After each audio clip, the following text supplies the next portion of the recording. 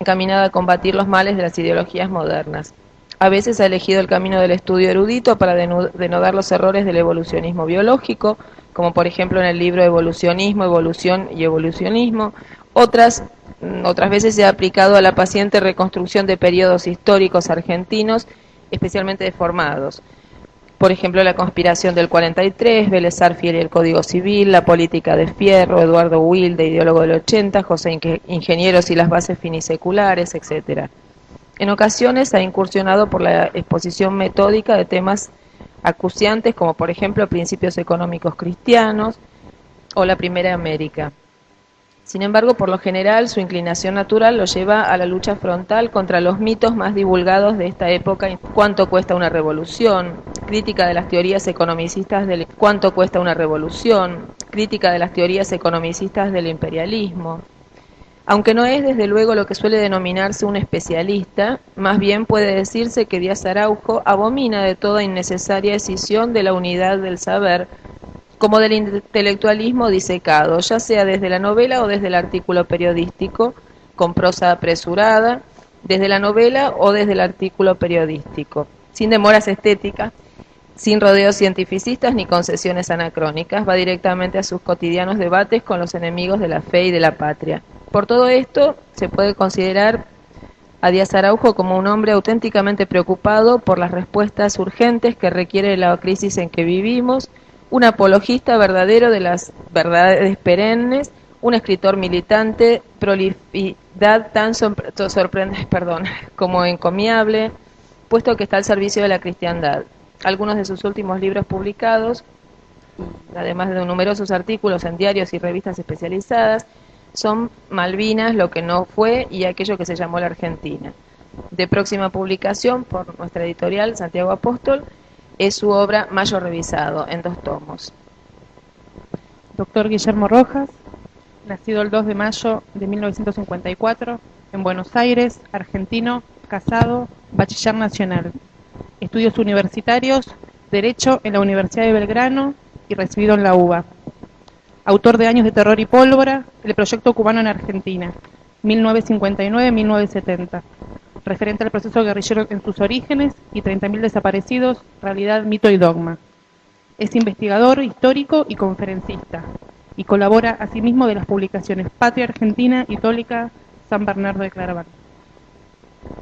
Bueno. Tólica San Bernardo de Claraval. Bueno, y nosotros también. Y nosotros también. Hemos decidido buscar un método que a lo mejor resulta más atractivo. Vamos a charlar libremente entre nosotros dos. Vamos a charlar libremente entre nosotros dos acerca del tema de Ernesto Guevara de la Serna y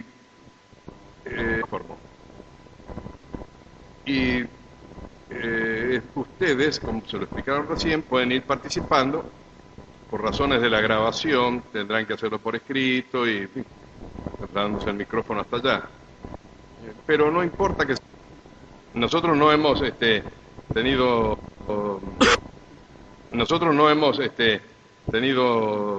grandes ensayos, ¿no?, del tema, pues nos conocemos recién nos presentamos, puntos de vista coinciden y nada. Vamos a enriquecer, nuestros puntos de vista coinciden y nada. Vamos a enriquecer también le resulte útil. Y también le resulte útil. Y como es un diálogo libre, uno puede hablar sin límites estrechos. Bueno, ya vieron ustedes, por eso yo quería que no se leyera mi currículum, porque yo soy, lo que diría Ortega, ser un especialista en ideas generales. Voy donde el incendio me dice que tengo que estar como bombero. Siempre soñé de chico ser bombero. Y cuando lo veo medio apagado, qué sé yo, ya me las tomo a otro lado. Sin hacerme ningún problema de tipo académico. Y digamos participar de los conocimientos que nosotros tenemos sobre el tema Claro. Entonces yo, claro. Entonces yo mentaba esto de empezar por cualquier parte, porque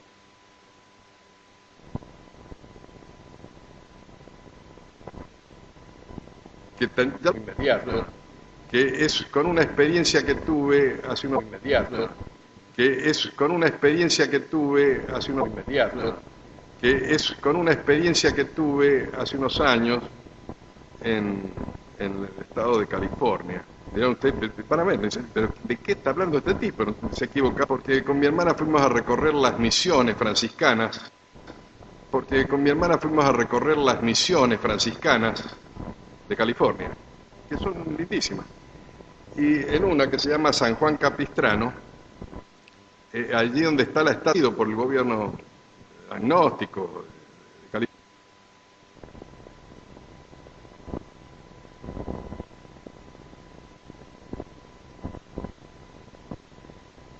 California, por el gobierno agnóstico de California, llegan allí y se estacionan en ese gran muro las golondrinas. Llegan allí y se estacionan en ese gran muro las golondrinas. Llegan allí y se estacionan en ese gran muro las golondrinas. Y yo saqué de esa experiencia lo que llamo, no espero que no esté el doctor Caturelli acá, ¿no? La sexta prueba de la existencia de Dios. Encima que las golondrinas vienen de acá. ¿Sabe usted lo que pasó? Yo no estuve para presenciarlo porque no era la época de que llegaban, de la primavera de ellos, del hemisferio boreal. Pero le pregunto a la guía, pero no se extravían, no, tienen un sentido especial estos bichitos.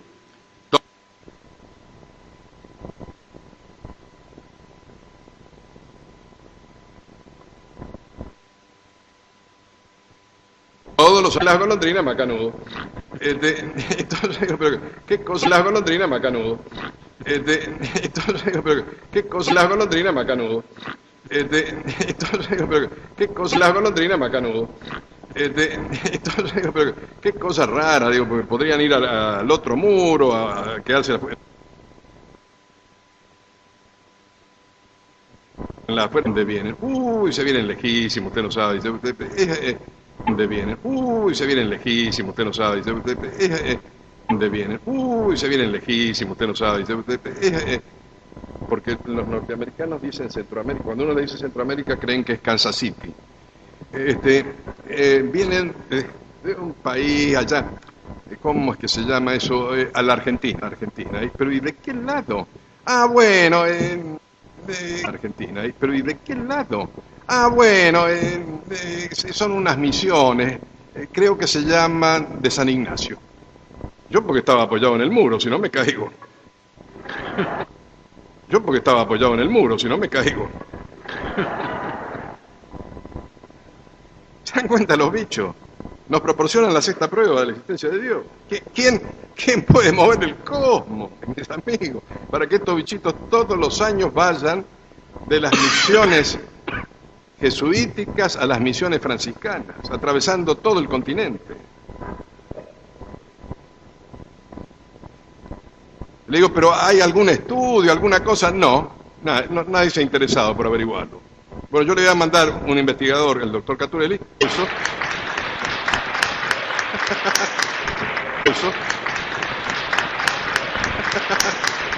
Que bien se los merece. Porque esto, es que por dónde, bueno, ¿de qué manera me que estamos perdiendo tiempo?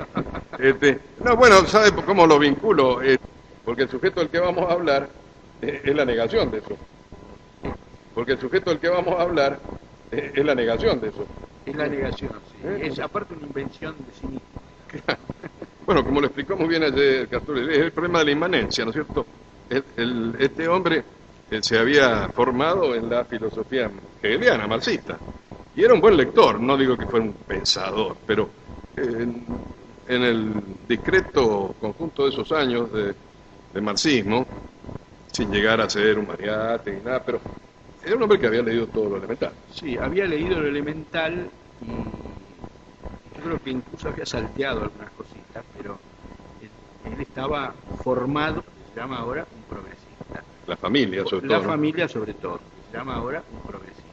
La familia, sobre La todo, ¿no? familia sobre todo, o sea, la formación que tenía él era una formación progresista, de izquierdas, de una familia, digamos, laica, acomodada, con ciertos blasones aristocráticos. Ahí voy a disentir. A ver,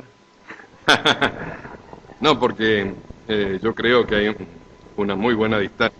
digamos burgueses, Guevara era aristócrata por todos los lados. digamos burgueses. Guevara era aristócrata por todos los lados. Y eso es, a mi entender, una de las cosas que explica su trayectoria y su capacidad. Y su repudio a la burguesía, que lo tiene a flor de piel, ¿no es cierto? Él es de una familia mendocina, por eso yo tengo gran simpatía, ya lo van a ver ustedes, y va a ser motivo de pelea con el doctor. Porque a mí yo no puedo ocultar la simpatía que tengo por Guevara. Me resulta hasta graciosa su imagen de Cantinflas y todo. Él era hijo de una familia muy tradicional de Mendoza, la familia Guevara, de una familia muy aventurera, de aventureros estúpidos que habían ido allá a California a perder la vida, y que volvieron después sin un mango. Y lo que hizo su padre. Inclusive continuó, digamos, con la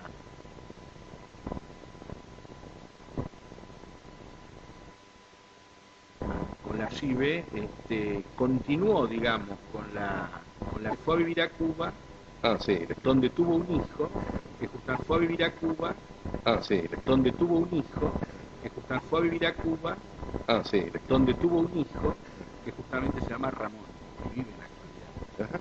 O sea, tiene el nombre que era el nombre de guerra. Sí, de él, ¿no?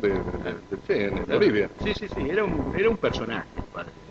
Sí, un gran macaneador. Escribió un libro sobre la Sí, que vida no se puede creerle mucho. etcétera. ¿no? No, es un libro mitificado. ¿no? Claro, porque entre otras cosas en Cuba no le permitían decir que, por ejemplo, él estaba divorciado de su mujer. Es decir, la mujer lo mandó a pasear, porque él era un idiota. La mujer tenía una fortuna mayor que la de él. Y él se encargó pero rápidamente, en pocos años, de hacer sonar De las dos. dilapidarla, sí, es cierto. Eso lo hace un aristócrata, no lo hace un burgués. Es más, él decía, el mismo Guevara decía que lo único que había hecho su familia con respecto al dinero era gastarlo. Sabían gastarlo muy bien. Claro, sabían gastarlo muy Eso bien. es importante. Sí.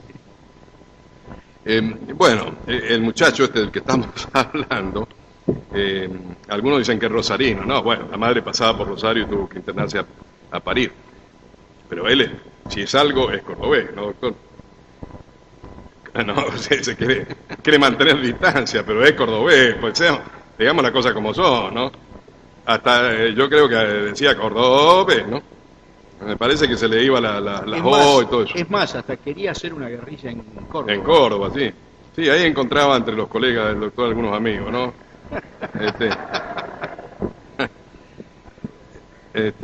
Sí, claro, el hijo de Oro, Claro, el hijo de Roca y Garzón Valdés y tutti quanti, ¿no? el hijo de Gustavo Roca y el hijo de Gustavo Roca, Deodoro Roca. Ah, Había un Deodoro Roca padre, sí, el de la un reforma Gustavo universitaria. Roca y un Deodoro Roca Ah, y un nieto. nieto, Ah, ese no lo conozco. sí, que fue montonero. Ajá. Porque Gustavo sí anduvo en el comité argentino allá del exterior. Sí, señor, era un agente cubano. Gustavo Roca, Sí. concretamente. Pero también chorro, ¿no? Porque lo agarraron allá en Copenhague en un supermercado robando. Pues son esas cosas que... Peccata minuta, va. Bueno, Guevara es cordobés. 14 años de su vida pasaron en Altagracia. Digamos, la formación, la etapa de su formación fue una formación con contacto de gente revolucionaria de Córdoba, ¿no? Y digamos que el componente fundacional de los grupos guerrilleros que, digamos, él prohijaba estaba en Córdoba. O sea, incluso la inteligencia cubana le llamaba el Grupo Córdoba. O sea, que era algo que había ahí, que era un grupo importante de gente de izquierda que tenían Pero vinculación acá está el estrecha. Comodoro, ¿cómo se llama? Palaveña. Ha sido compañero en el de Anfunes de Che Guevara. Mire, es más viejo que yo. Sí, aunque usted no lo crea, ¿no?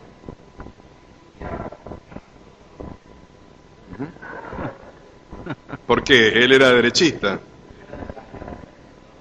Ah, bueno. Acabáramos.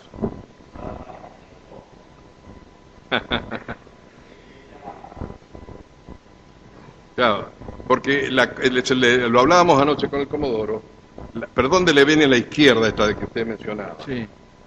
No del padre, que era un estúpido, Sino de la madre. de la madrecita, ¿no? Era republicana, o sea, apoyaba al bando republicano, digamos, en la época de la guerra civil española, ¿no? ¿Pero por qué? Porque Cayetano Córdoba Córdoba y Turburu. Iturburu, famoso escritor del Grupo Sur, que era afiliado al Partido Comunista, fue mandado por el diario Crítica, no sé cuál, como corresponsal a la Guerra Civil Española, al Frente Rojo, y de allá mandaba Bolicho las crónicas y las leían en familia. La Carmen de la Serna, hermana de la madre del Che, se había instalado en la casa de ellos, porque se había ido el marido allá a España. Y entonces recibían la correspondencia y ahí seguían con un interés especial el tema de la guerra que española. para todos los argentinos de esos años, y me incluyo yo que soy un supérstite, la guerra civil española fue decisiva. Sí, dividió aguas, digamos, ¿no? Por toda América, además, ¿no? Por toda América. Cuando uno quiere ver este mal bicho, alguna cosa tuvo que ver con la guerra civil. Algún rojo exiliado, alguna cosa. Siempre lo encuentro. Y para nosotros era fundamental tener una buena formación en la doctrina nacional, del movimiento nacional, todos la tuvimos. Y para ellos también todos fueron rojos. Entonces eso fue un elemento divisor. Ernesto Guevara de la Serna quedó del lado rojo a raíz de esta cuestión. Claro, claro. En realidad, digamos, la formación general de él siempre fue de izquierdas, aunque, digamos, radicalizó su posición a partir de los viajes que hizo, y yo creo personalmente a partir de su relación con Hilda Gadea, ¿no? Sí, eso un poquito más adelante lo tocamos. Claro, pero ahí radicalizó su Sí, posición. ahí no cabe duda, ella lo dice Claro. en su memoria, ¿no? Sí. Y usted me contaba que es la memoria de la hija de Hildita o de... No, el tema es hay un libro que lo tengo acá, miren, que es un libro que yo creo que es fundamental, es un libro que se llama Alina, que es la historia de la hija natural de Fidel Castro. Alina, que Castro jamás la reconoció como propia, pero que él oficiaba de padre de ella, escapó de Cuba, lógicamente es una exiliada más. Ella cuenta su relación con la hija de Guevara y de Hilda Gadea, y cuenta cómo Hilda Gadea, moribunda en Cuba de un cáncer, le dice a su hija: vigila la verdad, le dice, porque algún día se sabrá. La mayoría de las cartas escritas que se han publicado de tu padre son falsas, hechas por la inteligencia cubana. Y los cubanos abandonaron a tu padre en Bolivia. Dice, vigila la verdad, algún día se sabrá. Y digamos que este es uno de los pocos libros que dice claramente cuál fue la relación ambigua que había entre Castro y el Che Guevara, ¿no?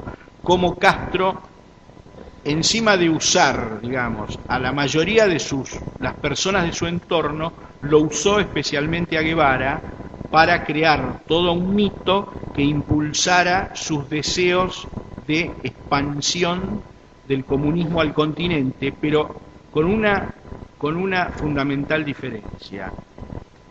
Un comunismo no subordinado al movimiento comunista mundial, sino subordinado a su persona, ¿no? Porque existe un elemento de personalismo, claro, de personalismo castrista, como Perón era muy peronista. importante, claro, efectivamente. Es un Perón cubano y marxista. Esa es la cruda realidad alrededor de todo eso. ¿Qué es lo que le quería hacer comprender Cook a Perón? Que podía ser peronista y marxista, como Castro era castrista y marxista. Claro, en realidad peronista se puede ser de cualquier forma. Sí, claro, como Menem, liberal. Menem, Alzogaray, cualquier cosa puede ser. Sí, pero no es nuestro objeto hablar en este momento del peronismo. Sí, sigamos con este muchacho, ¿no? Con el que yo en su juventud me siento muy atraído, porque como les decía, me parece un típico muchacho argentino que podía haber tenido otro destino, mejor, de no haber tenido esta circunstancia de una familia, sobre todo su madre respaldita, porque la madre tenía un complejo de culpa feroz, porque el chico apareció a los 2 años con un asma que se moría. Y el padre la acusó, como sucede, no encontró nada mejor que acusar a la madre, que lo había dejado un día en la playa de San Isidro, allí mientras ella nadaba, era muy buena nadadora, y que había tenido un enfriamiento y el chico había pasado. Hoy se sabe que no, que era una cuestión genética, porque algunas de la Serna tenían esa enfermedad. Fue el gatillo en todo caso ese frío, pero lo cierto es que Ernestito no tenía viabilidad. Por eso el padre había hecho esa experiencia estúpida allá en Misiones, donde hizo sonar la plata, y después vivieron un tiempo en Buenos Aires, pero no podían seguir ahí si querían que el chico viviera. Entonces se fueron a Altagracia. Y allí el clima lo favoreció y el asma se dio lo suficiente para vivir. La madre, que como les dije era, si no del partido, porque ella no se hizo del partido, pero su hermana sí, y era permeable a los influjos del cuñado y de la hermana. La madre le transmitió desde chico esta visión marxista, y lo hizo empezar a leer temprano las cosas, y las peores lecturas, ¿eh? Por ejemplo, le pasó Freud al chico. Usted me decía, ¿no es cierto?, que había caído, que había tenido que...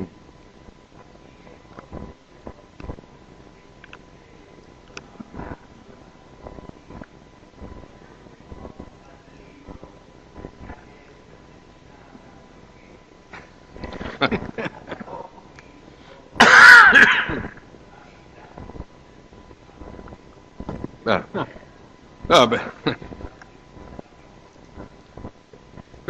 pero eran las cosas pero eran las cosas de Celia de la Serna, porque al mismo tiempo que lo educaba al chico, porque él no podía ir a la escuela, por el asma no podía ir a la escuela. Entonces tenía que hacer los deberes en la casa y todo, y la maestra era su madre. Y una madre sobreprotectora.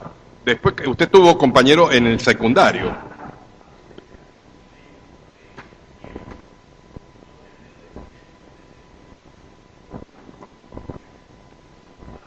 Baratito, con la efedrina, ¿no?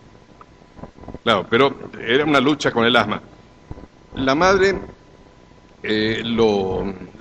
fue su maestra y ahí se ve la influencia terrible de las madres en todo esto, porque y de ese tipo de madre, que es como un tipo de mujer argentina de clase alta, porque ella era descendiente del virrey de la Serna, era más aristócrata que los Guevara, venían de los virreyes del Perú.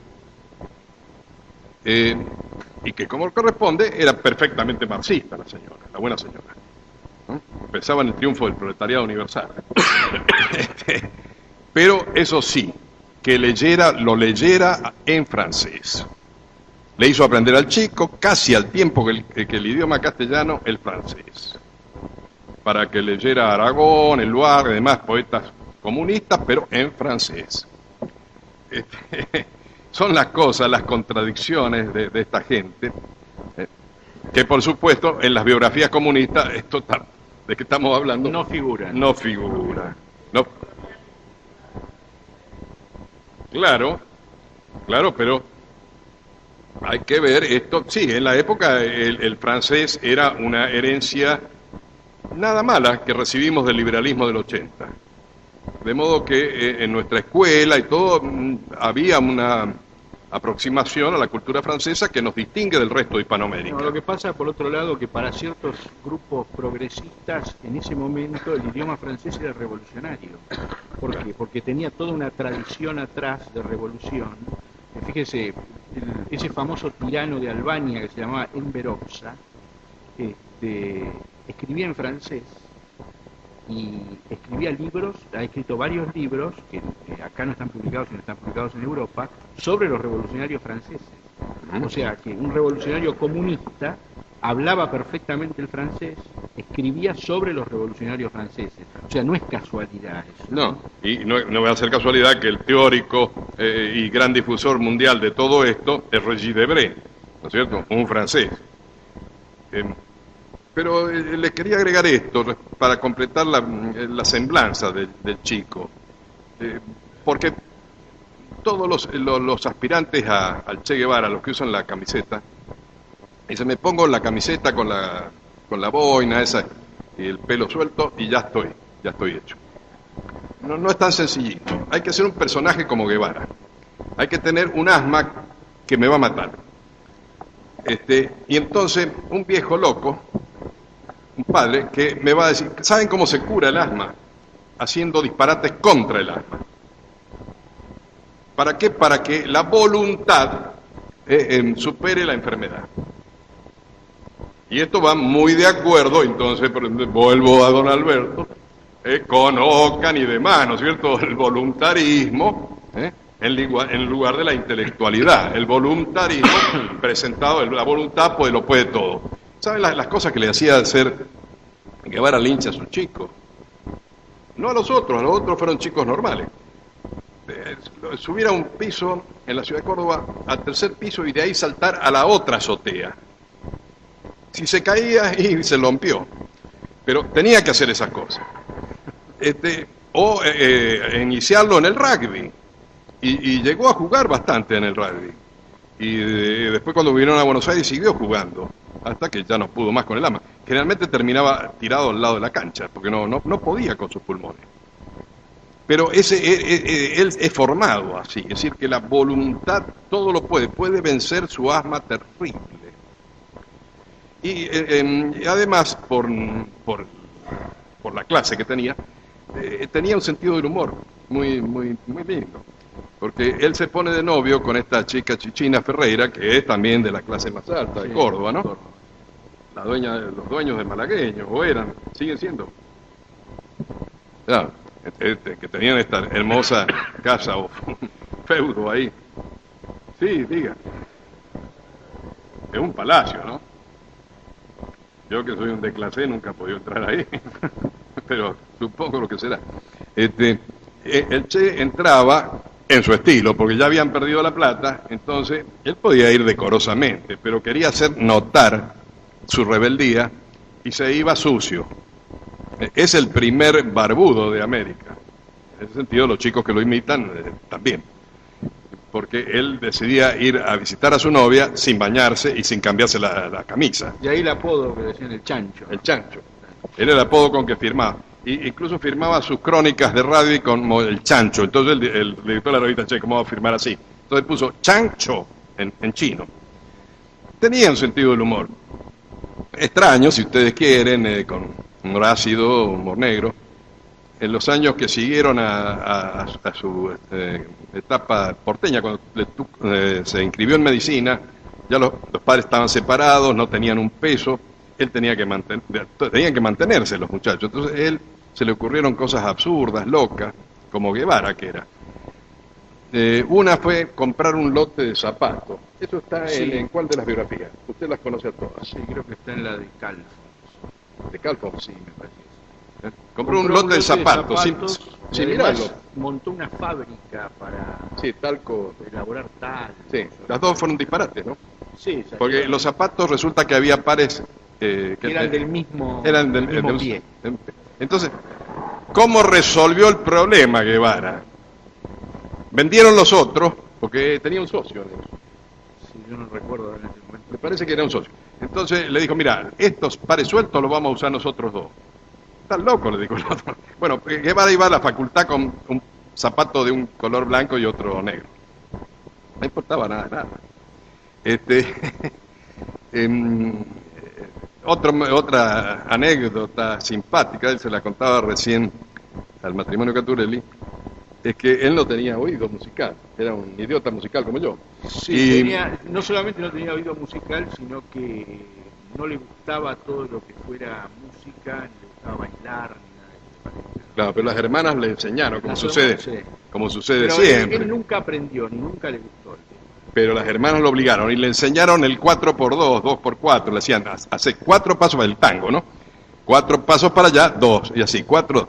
Entonces, Era la época en que bailar requería un cierto, digamos, un cierto aprendizaje, ¿no? Porque ahora bailar baila cualquiera de cualquier Sí. manera.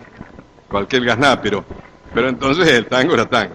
Entonces le enseñaron eso elemental del tango, pero para los amigos, para tomarle el pelo, ya que él se vivía gastándoles bromas, le decían, salí ahora a bailar. Y Guevara hacía 4, 2, 4, pero lo que estaban tocando era una rumba.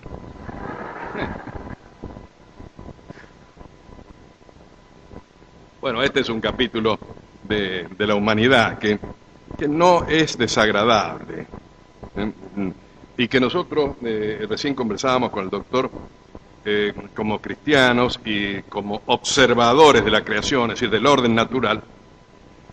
Cuando nos metemos a historiar algo, nuestra regla absoluta es la verdad. Entonces, no somos para nada sectarios como son los ideólogos. Si una persona como Guevara presenta aspectos, facetas de su vida o de sus ideas correctas, apreciables, lo decimos. Es más, yo pienso, desde mi punto de vista, que Guevara fue el esforzado defensor de una pésima causa. Sí, que es lamentable que no hubiera sido de nuestra causa. Efectivamente, que si hubiera sido de nuestro lado, hubiéramos tenido un Adalid realmente extraordinario.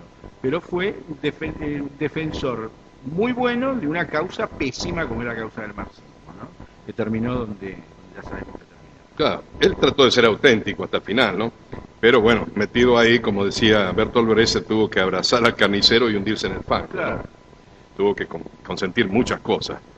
Pero la culpa básica es de la madre desordenada, pituca, digamos, para usar un término viejo que usted ahora ya no se pone, está de moda, creo, ¿no? Vos sos mi asesora en eso. Decía, en las primeras biografías de Che se cuenta eso, que llegaba en la noche, cuando estaban en el departamento en Buenos Aires, llegaba a la hora de la comida, y entonces la madre le preguntaba a los chicos, Che, ¿qué hay de cenar? Entonces salía alguno de los hijos, compraba unos fideos en la esquina, los tiraba ahí en una olla y eso comía. Porque la madre se ocupaba de otras cosas, de estar en cuanta organización de izquierda había, todo eso estaba muy bien, pero de educar, de cuidar a los hijos, del sustento de los hijos, el orden de la casa, el lavado, la limpieza, eso no. Para Celia no iba eso. Entonces, esa es la imagen de la madre, ¿no? Sobreprotectora, desordenada, comunista, todo eso desgraciadamente fue el sello, como es lógico. Bueno, no tan lógico, es este caso especial, que es Aparte, Guevara. él de por sí era una persona muy apegada. Sí, es la única mujer en el fondo, dicen, que él... Que realmente lo marcó en su vida. Sí. Porque Hilda Gadea, de la que hablaba el doctor, la peruana, bueno, yo no tengo acá una foto. O sea, como mujer era muy fea.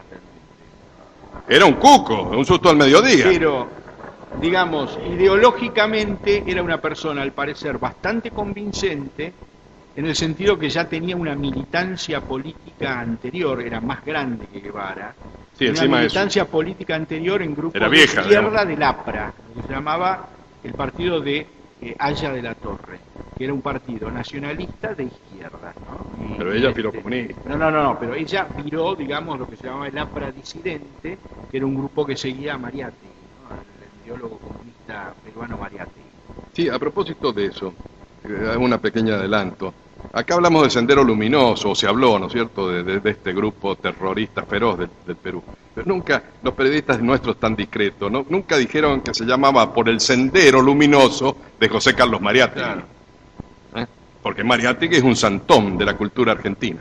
No, es por el Sendero Luminoso, el sendero súper sangriento de José Carlos Mariátegui, que ha sido el marxista telúrico.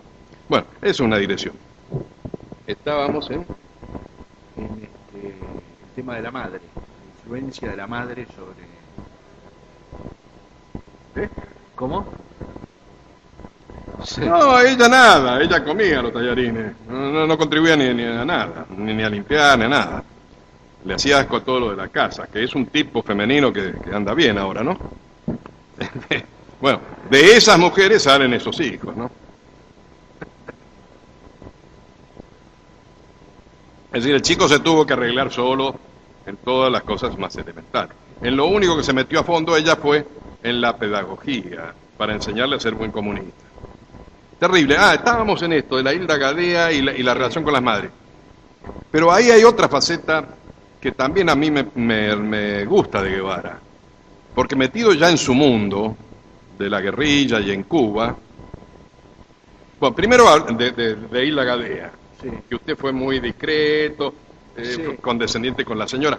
No, la Una peruana era comunista- horrenda. Era una comunista consumada. Tanto, o sea, la familia de ella era una familia toda de comunistas. O sea, el hermano de ella fue miembro de la primera guerrilla que hubo en el Perú y posteriormente estuvo en varios movimientos revolucionarios como el Pacamaru. Sí, sí, el que venció Pero Fujimori. ella yo creo que tuvo mucha influencia sobre él, especialmente con respecto al tema del método de la guerra. Armado. El método armado.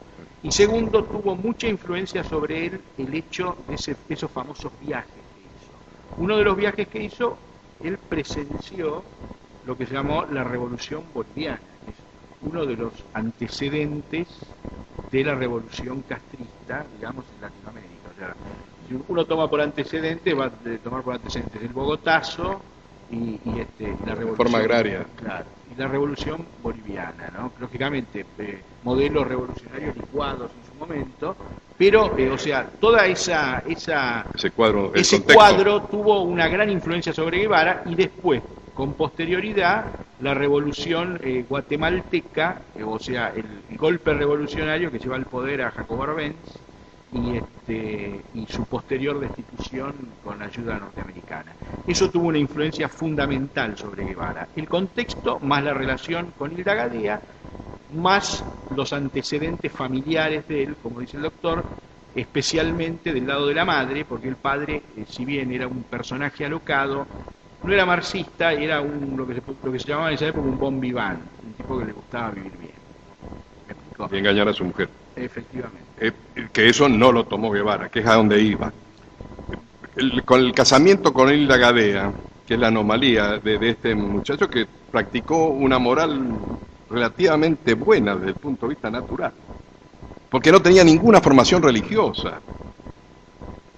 Como ustedes saben, los curas progresistas lo han endiosado a Guevara, lo tienen, no sé si antes o después de San Pedro, ¿no? San Ernesto de la Higuera.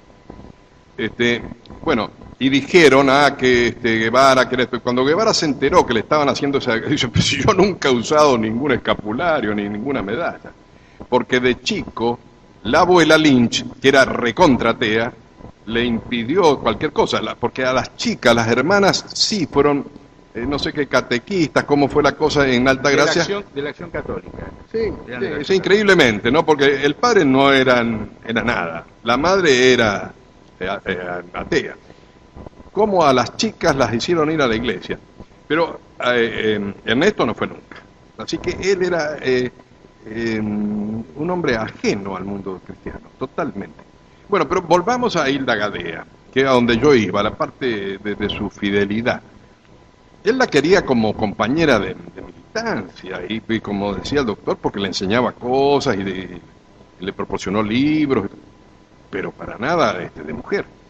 Lo que pasa que en México, ya cuando se fueron de Guatemala, Sí. en una mala noche para Ernesto, él se emborrachó, lo emborracharon los cubanos que le metían al ron sin asco, y entonces terminó casado. Él nunca supo cómo. Fue la peruana lo enganchó. Entonces, en cuanto él pudo, inventó cosas, bueno, que se tenía que ir acá, allá, a ver de deshacer ese matrimonio. Y lo deshizo de hecho, yéndose porque pronto salieron para Cuba con todos los del 26 de julio. Cuando se fue con el Granma. Claro, con el Granma, con Castro, y desembarca, y bueno, ya en Cuba, él ya a la Gadea, por supuesto, si te he visto no me acuerdo. Y allí se enamora de Aleida Marx, que es su esposa. Esa sí es un noviazgo y es una cosa normal, pero no nada que ver con el marxismo. Ella era algo más acorde para él. Era de una familia importante de Cuba, era una linda mujer, y él realmente celosa como una tigresa. Pero sin motivo, porque el Che le era absolutamente fiel. En Cuba, señoras, en Cuba, donde todos los hombres son infieles por definición, el Che creó un campo de concentración para los funcionarios de su Ministerio de Industria a los que pescaban infidelidad. 4 meses a cortar caña.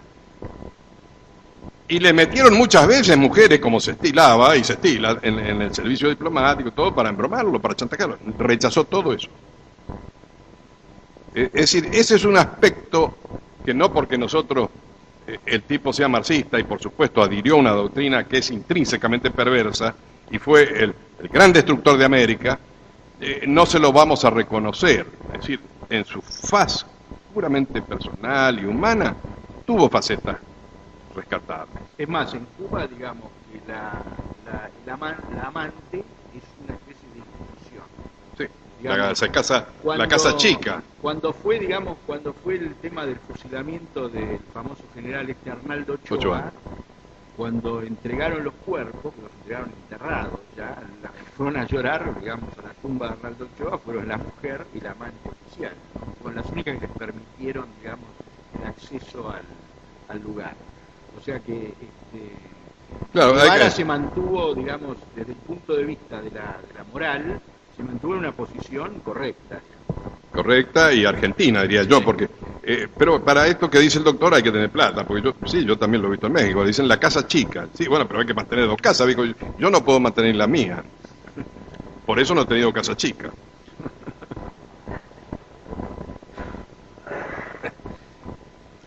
Yo no sé cómo hizo Guevara con el trópico, pero él se mantuvo fiel a su mujer. Entonces, ese es un aspecto que quería hacer notar, porque tampoco lo subrayan sus partidarios. No les interesa decir que Guevara era un hombre desde el punto de vista natural y conyugal, como debía ser, es decir, cumpliendo con su juramento. No, incluso lo inventaron amoríos que no fueron, ¿no es cierto? Y ahí puede hablar usted si quiere de Tania, ¿no? Claro, por ejemplo, la famosa guerrillera Tania. Tania era una guerrillera, era una agente de inteligencia que le pusieron a Guevara para ver qué podía conseguir la inteligencia soviética, porque en ese momento, digamos, la Unión Soviética estaba desde la perspectiva de la guerrilla en contra de lo que actuaba Castro, ¿no? Y no, Guevara jamás fue amante de Tania, en realidad... de Vittorio Acuña. Claro, en realidad era otro de los capitanes de él el que era amante de Tania. O sea, acá le inventaron toda una historia de que a Tania la mataron embarazada y qué sé yo, y eso es todo falso. O sea, Guevara se mantuvo siempre fiel a su señora. Es que necesitaban la imagen femenina de la guerrillera. Yo he tenido chicas, alumnas universitarias en Chile que se llamaban Tania o Tamara, porque ella se hacía, es decir, era Tamara Bunker-Birken, ¿no? Era judía, alemana, y trabajó para el servicio Smer del KRUM, del ejército soviético. Espía. Y tiene muchísimo que ver con la muerte de Guevara. Ya seguía, no avancemos cronológicamente, ¿no es cierto? No, acá queríamos cerrar este capítulo que es de lo mejor de él, cuando él leía a Salgari, leía a Julio Verne, el puro aventurero, que se encaminaba a ser como su padre, pero mejor que su padre porque tenía un altruismo, una actitud hacia los demás, una buena actitud con los chicos del barrio. Todas las referencias son buenas. Lo que pasa es que tenía esto que llamó Borges, sobre todo, en la huida hacia adelante. Esta discordia familiar lo atormentó. Y esas situaciones ambiguas, como eran las que tenían sus padres, lo desasosegaban y quería irse de ahí. Él rompe con su familia y empieza a ser aventurero y todo, para huir de eso que no quería ver, la ruptura de sus padres. Y siempre está pronto a dejar todo y salir en cualquier dirección. Bueno, porque tiene la rebeldía adentro y no fue bien canalizada. Es el hombre revolte que decía Camus, el hombre de la rebelión, ¿no?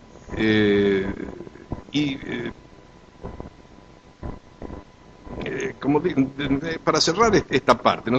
Podemos decir, es un aventurero que tiene una formación marxista. Que adquirió una formación marxista y se convirtió en un agitador marxista. O sea, ya para la época del periodo de Guatemala, donde él tomó las armas en favor del gobierno de Jacobo Arbenz, Sí, que eso lo ya han ocultado también. el servicio de inteligencia norteamericano ya lo catalogaba como un agente comunista.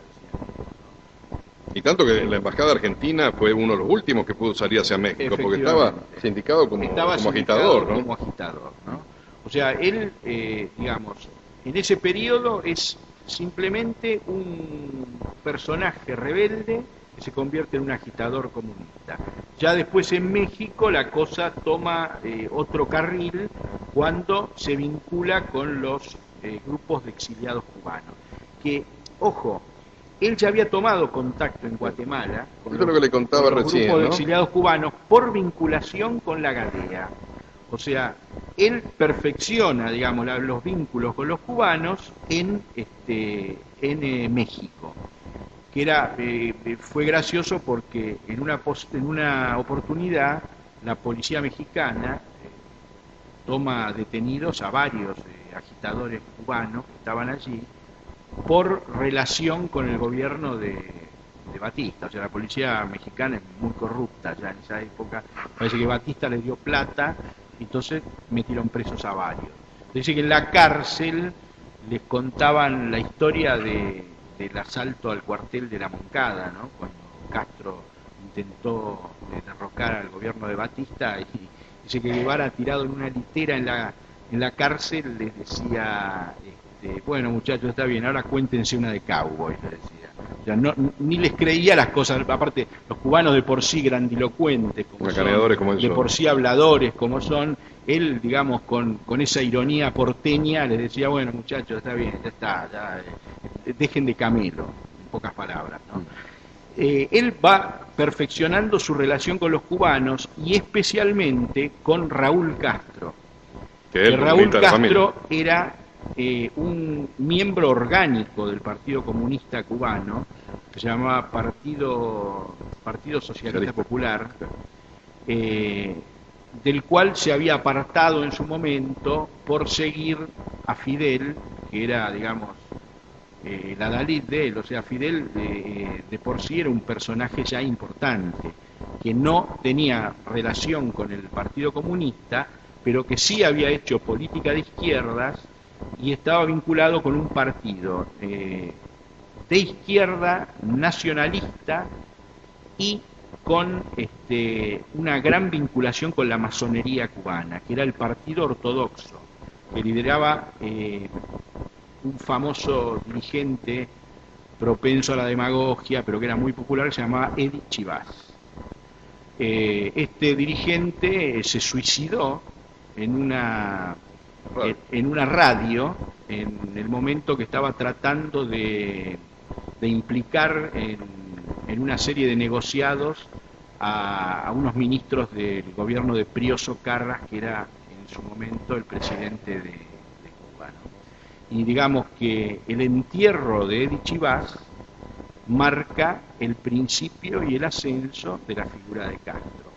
Eso es anterior a la relación entre Castro y Guevara.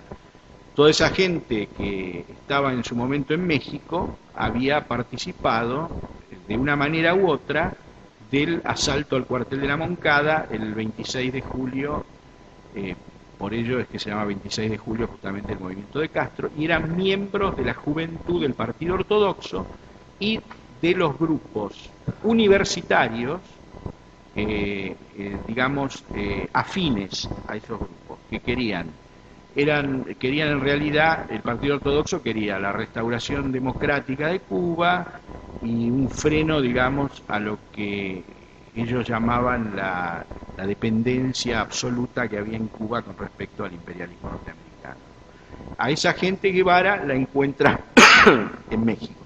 La encuentra en México, traba relación con ellos y traba relación con los personajes más radicalizados de ese grupo y con los personajes más propensos y permeables a las ideas comunistas.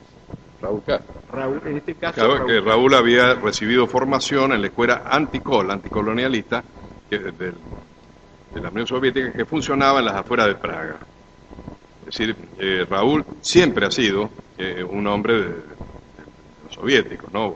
Bueno, ahora vais a saber lo que en su tiempo, cuando era joven, le decían la China, porque había sospechas sobre su masculinidad.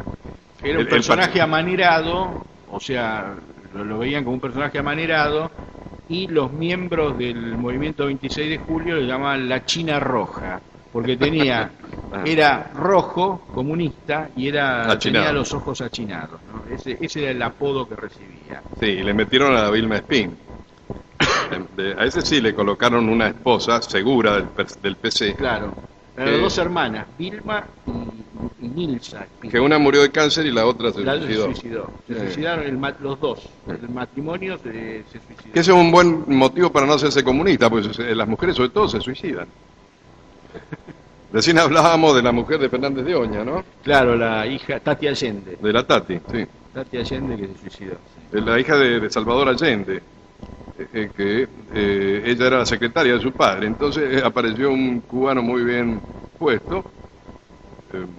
El jefe de la inteligencia cubana en Chile. Fernández de Oña. La conquistó, se casó con ella, y cuando cayó Salvador Allende se fue a Cuba a vivir con su marido, y allá el marido dijo, mirá, disculpame, pero yo ya cumplí con mi tarea. Yo ya cumplí con mi tarea de inteligencia, así que vos hacés la arreglate como pueda. Y ella se arregló tirándose por la ventana.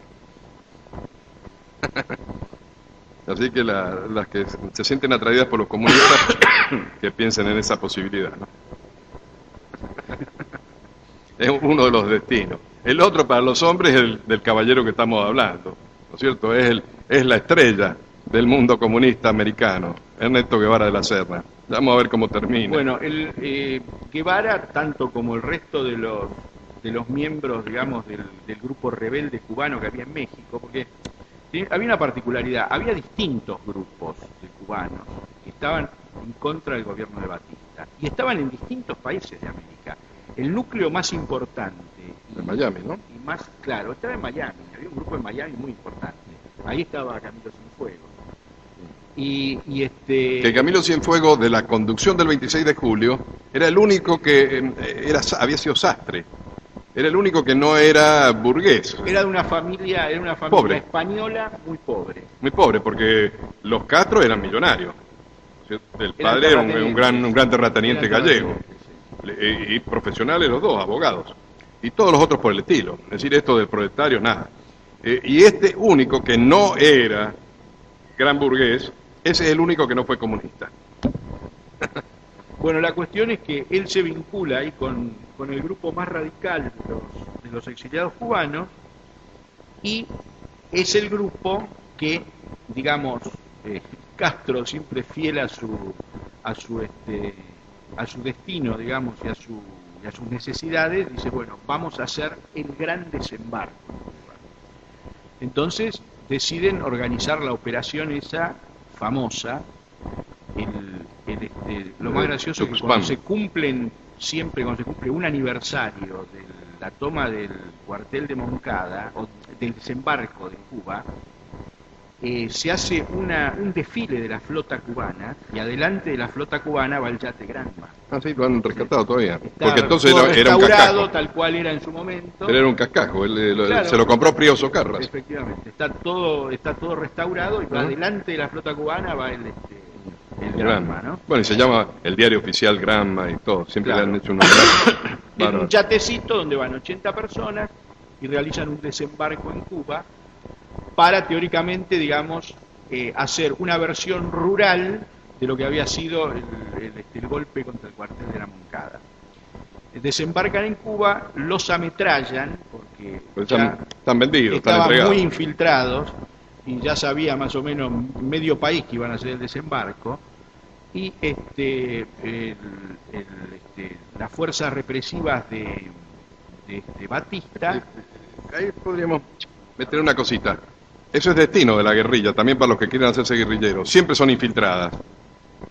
Acá están que si cuando la operación esta de los montoneros de retorno, todo que siempre son infiltrados. No, aparte de los cubanos con lo que hablan. Es como los tipos que tienen vocación para ser cornudos. Los guerrilleros saben que van a ser infiltrados, inevitablemente. Eso es una cosa. Más tarde, más temprano, son infiltrados. Y ahí los de Castro los estaban esperando en la playa que bacana. La cuestión es que, digamos que ahí hay una suerte de nacimiento del mito de la guerrilla acá en Latinoamérica. Fíjense lo que cuenta la historia oficial castrista con respecto al tema, es que fueron ametrallados y quedaron solamente 12 guerrilleros, o sea, los 12 apóstoles. Digamos, ¿no? O sea, solamente quedaron 2. En realidad no fueron 2, en realidad creo que fueron 8, 9. Y la realidad es que dicen de que a partir de esos 12 se fue expandiendo el movimiento como una especie de incendio. En realidad eso es falso. Bueno, Es es que se tienen que manejar con mitos. Claro. Es como la opción de Guevara, que en realidad la había hecho antes, pero hay una anécdota de que cuando están siendo ametrallados, él iba como médico, supuestamente, es decir, que Castro lo había aceptado, aun siendo extranjero, como médico. Me parece raro, porque como médico era un desastre. Y entonces dice que él iba con su botiquín y que allí en la playa, tratando en el medio del fuego, cae un compañero que llevaba una ametralladora y entonces dije, ahí tuvo mi opción. Tiré a la miércoles el botiquín y agarré la ametralladora. Bueno, Eso es parte de la mitología. claro, y incluso hay dentro de la mitología esa, incluso hay un traidor, famoso traidor de la guerrilla, ¿no? que es fusilado por sus amigos. O sea, existe el Judas también, ¿no? O sea, en realidad, Sí, pero eso es para escamentar a los futuros. efectivamente. Sí. Pero en realidad Tiene lo función. que sucedió es que en Cuba había un gran movimiento revolucionario, urbano, muy desunido, pero que realizaba acciones bastante contundentes contra el gobierno de Batista, que era un gobierno muy impopular, Y muy corrupto. muy sujeto a Estados Unidos, que en realidad en principio reprimía no con mucha convicción, porque muchas de las personas que incluso estaban en el ejército estaban en desacuerdo con Batista, ¿no? Entonces, digamos, ¿qué dice la mitología? La mitología dice que fueron los 12 apóstoles de la guerrilla A la que Sierra Maestra. incendiaron de a poco la Sierra Maestra y formaron un gran movimiento que al final tomó el poder. Bueno, eso es falso. En realidad, lo que vamos a poder observar es que existe una gran lucha entre lo que se llama el grupo que está en la sierra y la clandestinidad urbana. De Frank Pais. Claro, la de un personaje heroico de por sí que se llamaba Frank Pais, que fue el alma mater, digamos, de ese movimiento revolucionario urbano, que en realidad era el que le daba oxígeno a la guerrilla de la sierra. Porque Y que no eran comunistas. y que no eran comunistas. Justamente el movimiento urbano era anticomunista. Por eso Guevara Polemiza con eso. pone un especial encono en destruir el movimiento urbano y en neutralizar las cabezas más importantes de ese movimiento. Tanto él como Raúl Castro, que abre un frente después, que justamente lo más gracioso es que se llama Segundo Frente Frank Pais, se llama, ¿no? O sea, el nombre del Lo mataron a Frank Pais. que es muerto por la policía batistiana. Pone gran énfasis en destruir ese movimiento urbano porque sabía que no era comunista. Y bueno, a partir de lo más gracioso es que los que toman, digamos, la referencia de la guerrilla de Castro y los que comienzan a hilvanar el mito de la guerrilla de Castro no es la prensa comunista. La que empieza a hilvanar el mito de Guevara no es la prensa comunista, sino la Es Herbert prensa Matthews, el New York norteamericana. Times. Claro. La prensa norteamericana, el New York Times, la revista Life, que era en su momento, yo me acuerdo, era muy chico en esa época, traía, me acuerdo, las fotos Yo también, de Castro a página, impresionante fotos. Yo recuerdo, incluso mis padres la hojeaban a la revista y yo veía, decía, ¿quién es este tipo? ¿No? Porque yo lo veía con el fusil, con la mira telescópica y o sea, me llamaba la atención, se hablaba permanentemente De del los barbudos. tema, eran los barbudos de la sierra, ¿no? Y entre ellos que hubiera justo un argentino, Sí, ¿no? a la viña. Sí. Sí. Sí.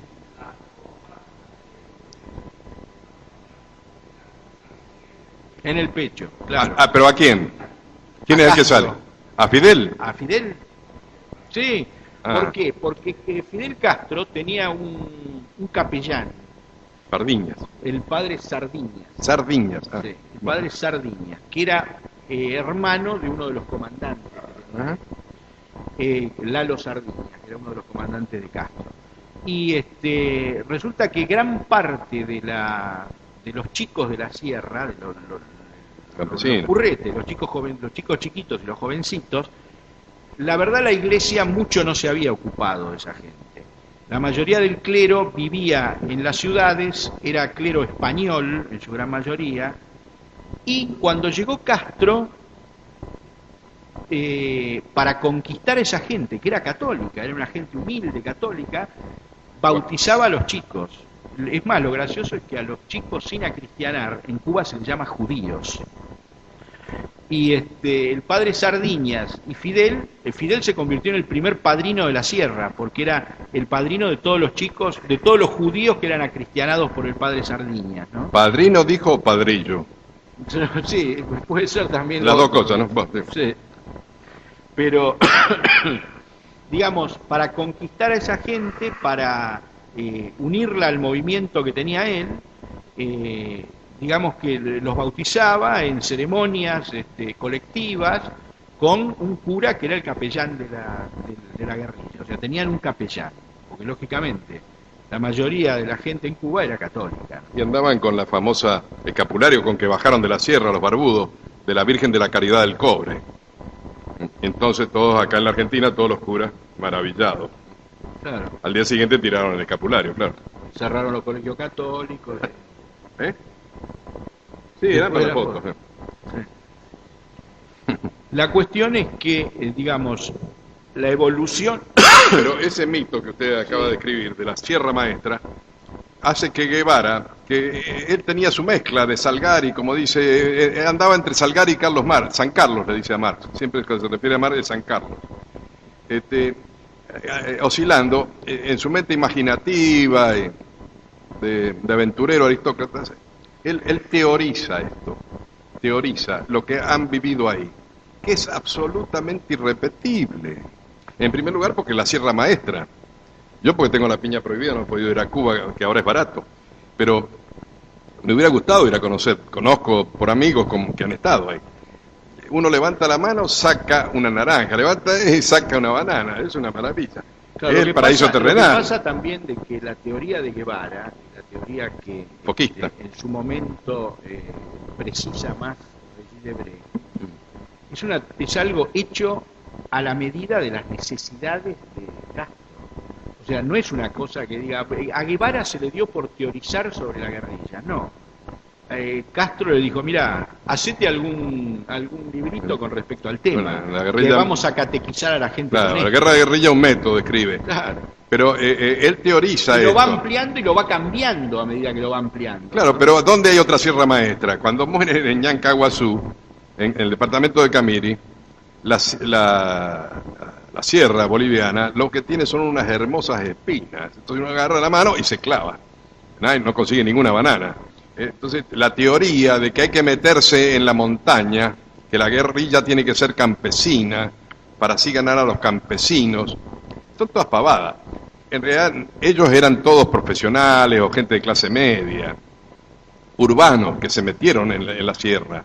Los campesinos acataban porque pobrecitos si no los fusilaban. Y Guevara fusiló gente ya en la Sierra Maestra. Pero él teorizó esto, que se podía destruir a los ejércitos desde una posición focal, y por eso se llama foquista su teoría, en una sierra, en un bosque, Eso se dio allí. Primero porque la Sierra Maestra es una especie de Edén. Segundo porque el ejército de Batista era una cosa increíble. Los generales tenían su tasa para ver a cuánto vendían las armas.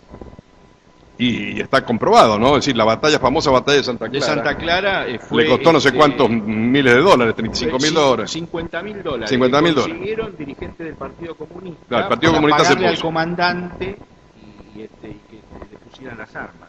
Hubo muy pocos muertos. No, eso no está en las biografías. La famosa guerra, digamos, entre autorizada. comillas, hubo muy pocos muertos, algo así como 800 muertos solamente. Claro, que es la gran batalla, o la única, Sí. del triunfo del 26 de julio, de los Verde Oliva. Otra cosa, ellos tuvieron que llegar a un acuerdo con la gente que estaba en el tema del tráfico de estupefacientes, porque había grandes plantaciones de marihuana en la Sierra Maestra, y lógicamente la gente que tenía la plantación de marihuana era gente que estaba armada, era gente que tenía sus grupos particulares de